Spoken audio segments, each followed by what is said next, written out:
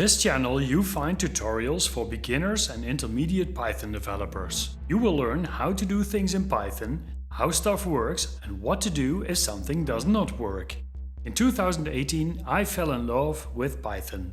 Python is simple, friendly and you can use it for the web, AI, GUI apps and scripting.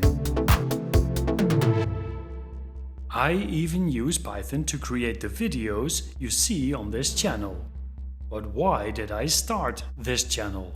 Python is a unique language and some things take a while to get used to. So, dear viewer, let me ask you, what does Python mean to you and why are you here? Well, you are here, so it won't take you 5 years to learn what I learned. Now hit that subscribe button and let's explore Python together.